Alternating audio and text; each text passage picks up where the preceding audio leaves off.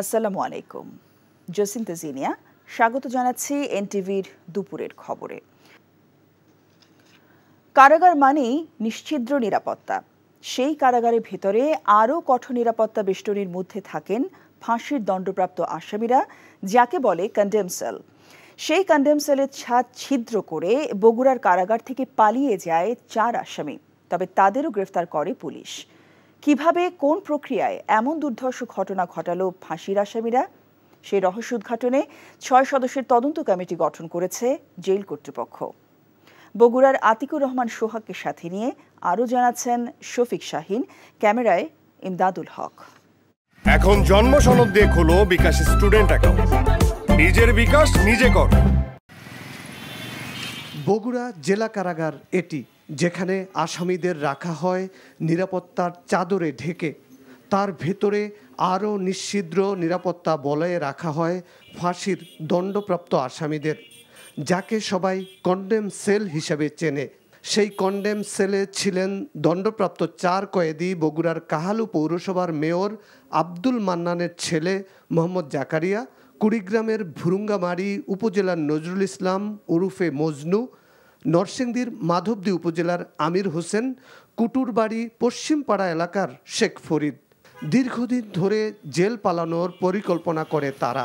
পরে পরিকল্পনা অনুযায়ী কৌশলী প্রক্রিয়ায় দিনের পর দিন সবার চোখ ফাঁকি দিয়ে কন্ডেম সেলের ছাদ ফুটো করে 4 আসামি। মঙ্গলবার রাতে ছাদে উঠে চাদর দিয়ে তৈরি করা রশি পেঁচিয়ে জেলখানার উঁচু প্রাচীর টপকিয়ে পালিয়ে যায় তারা। জেল কর্তৃপক্ষ ঘটনা জানলেও সেই ঘটনা বাইরে বের হয়ে আসতে সময় লাগে 1 দিনেরও বেশি। 4 আসামিকে বগুড়া শহরের চেলোপাড়া বাজার থেকে গ্রেপ্তারের পর মুখ খোলে জেলা পুলিশ। বগুড়া জেল কারাগারে আপনারা জানেন যে এটি করতোয়া নদীর পাড়ে অবস্থিত।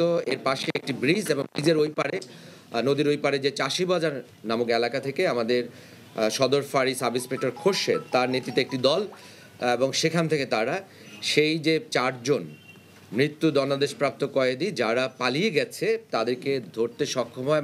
কেমন করে আসামিরা জেলখানার কঠোর নিরাপত্তা বেষ্টনী ভেদ করে পালিয়ে যেতে পারল, সে ব্যাপারে এখনও মুখ খোলেনি কারা কর্তৃপক্ষ। তবে মৃত্যুদণ্ডপ্রাপ্ত 4 আসামি পালানোর ঘটনায় 6 সদস্যের তদন্ত কমিটি গঠন করা হয়েছে। এর আগে ময়মনসিংহের নান্দাইলের ডাকাত সর্দার ইউনুস পালিয়েছিল ঢাকা কেন্দ্রীয় কারাগার থেকে। সে ঘটনায় সারা দেশে চাঞ্চল্যের সৃষ্টি হয়। Shafiq Shahin, NTV news, Dhaka. এখন জন্ম সনদ দিয়ে খোলো বিকাশ স্টুডেন্ট অ্যাকাউন্ট। নিজের বিকাশ নিজে কর। যাচ্ছি বগুড়ায় সহকর্মী আতিকুর রহমান সোহাগের কাছে। সোহাগ, আসামিদের পলায়ন, অতঃপর গ্রেফতার এবং পরবর্তী প্রেক্ষাপট, এই বিষয় সম্পর্কে কি তথ্য আছে আপনার কাছে?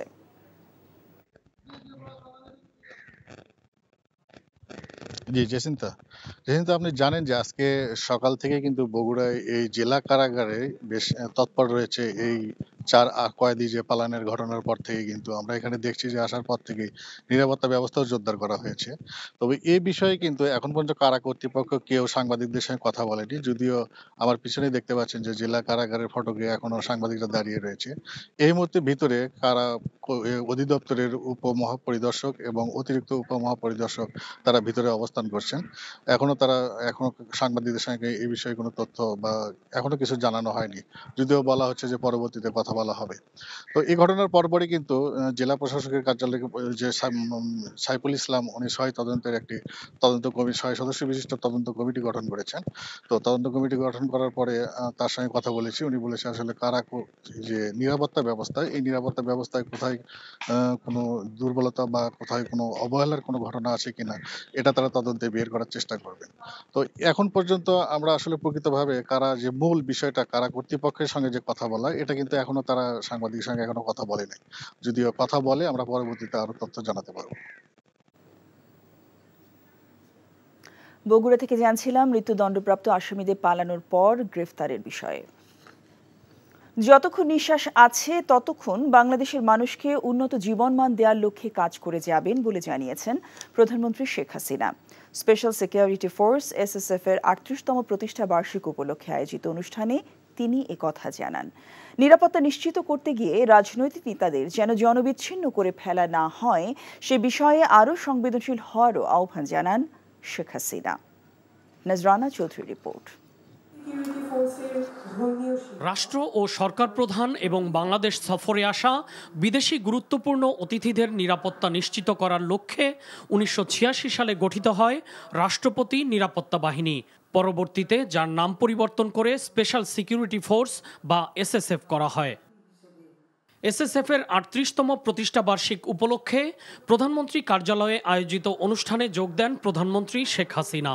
১৯৮১ সালে দেশে ফেরার পর থেকেই প্রতিদিন সকালে তার নতুন জীবন শুরু হয় বলে মন্তব্য করেন তিনি।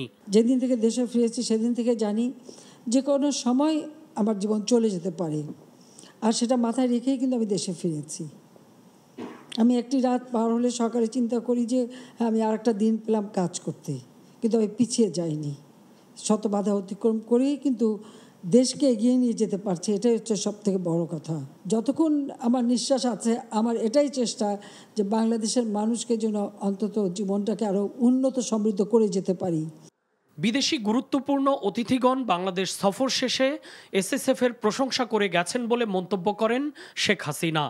তবে রাজনীতিবিদদের কাজই যেহেতু জনগণকে নিয়ে, তাই নিরাপত্তার জন্য যেন তারা জনগণ থেকে বিচ্ছিন্ন হয়ে না যান সেদিকে আরও সংবেদনশীল হওয়ার জন্য এসএসএফ এর প্রতি আহ্বান জানান সরকার প্রধান। আমরা রাজনীতি করি, আমার কিন্তু আর কোনো শক্তি নেই, শক্তি একমাত্র জনগণ। কাজে এই জনবিচ্ছিন্ন যাতে না হয়ে যায়, আমি জানি এটা কঠিন দায়িত্ব। এই মানুষগুলির জন্যই তো রাজনীতি করি, এই মানুষদের নিয়েই তো পথ চলা, আর যাদেরকে নিয়েই দেশের মানুষের কাজ করি তাদের থেকে যেন কোনো মধ্যে বিচ্ছিন্ন হয়ে না যায়।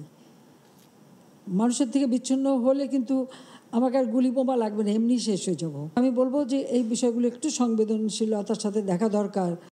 সর্বোচ্চ শৃঙ্খলা, দক্ষতা এবং পেশাদারিত্ব দিয়ে এসএসএফ বিশ্বের আদর্শ নিরাপত্তা বাহিনী হিসেবে পরিণত হবে বলে আশা প্রকাশ করেন প্রধানমন্ত্রী শেখ হাসিনা। Nazrana Chowdhury, NTV news, Dhaka. দলে কারাবন্দী চেয়ারপারসন বেগম খালেদা জিয়ার মুক্তির দাবিতে ৩ দিনের কর্মসূচি ঘোষণা করেছে বিএনপি। দুপুরে নয়াপল্টনে বিএনপি কেন্দ্রীয় কার্যালয় ব্রিফিংয়ে কর্মসূচি ঘোষণা দেন দলের মহাসচিব মির্জা ফখরুল ইসলাম আলমগীর। কর্মসূচির অংশ হিসেবে আগামী ২৯ জুন শনিবার নয়াপল্টনের সমাবেশ ও ১ জুলাই সব মহানগর ও ৩ জুলাই জেলা শহরে সমাবেশ করবে বিএনপি। ব্রিফিংয়ে মির্জা ফখরুল বলেন, বেআইনি ও অসাংবিধানিকভাবে জামিন না দিয়ে অন্যায়ভাবে আটক রাখা হয়েছে বেগম খালেদা জিয়াকে। এছাড়া রাজধানী ইউনাইটেড হাসপাতালে বেগম জিয়াকে চিকিৎসা সহযোগিতা না দেওয়ার বিষয় নিয়েও ক্ষোভ প্রকাশ করেন মহাসচিব। আর বিএনপি চেয়ারপারসন দীর্ঘদিন ধরে এমন সব জটিল রোগে আক্রান্ত যে কোনো সময় তার প্রাণহানি হতে পারে বলে শঙ্কা প্রকাশ করেন মির্জা ফখরুল। একেবারেই কোনো বিধান নেই, এটা তার প্রাপ্য, এটা তার কনস্টিটিউশনাল রাইট।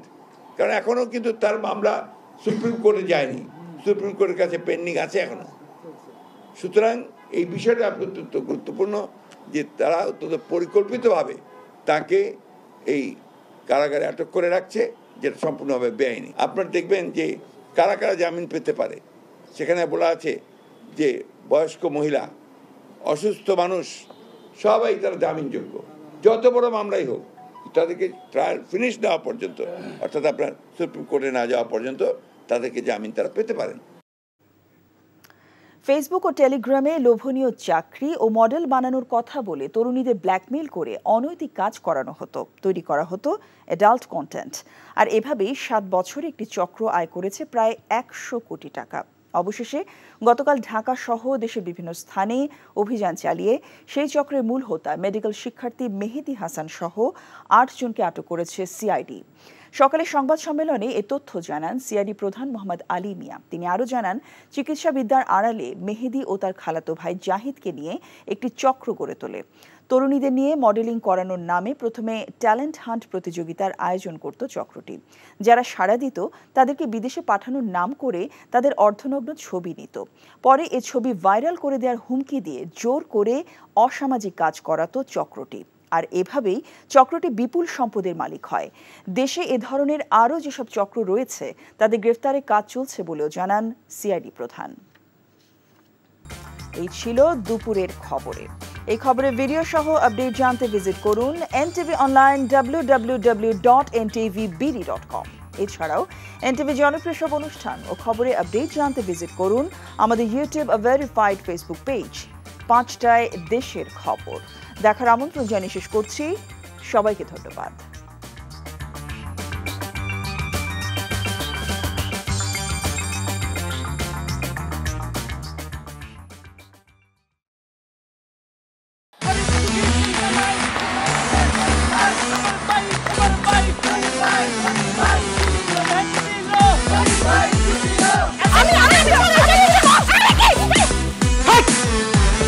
কি ধরনের আকাম করেছে জানো? সারা বিয়ে করলো দুখান, কিন্তু ফেসবুকে রিপোর্ট করেছে একখান।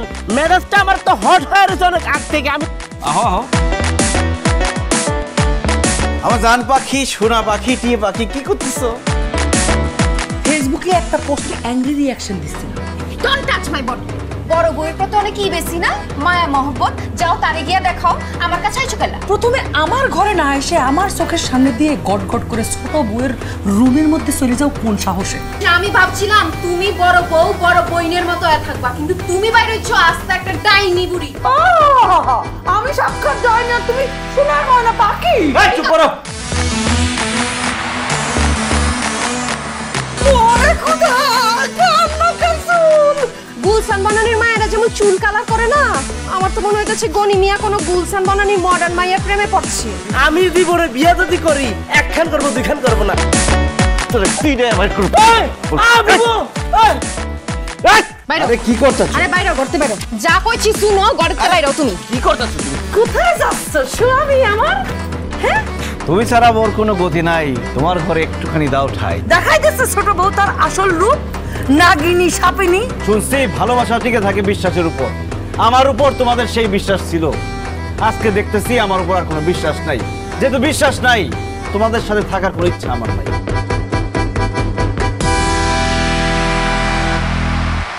এখন জন্ম সনদ দিয়ে খোলো বিকাশ স্টুডেন্ট অ্যাকাউন্ট।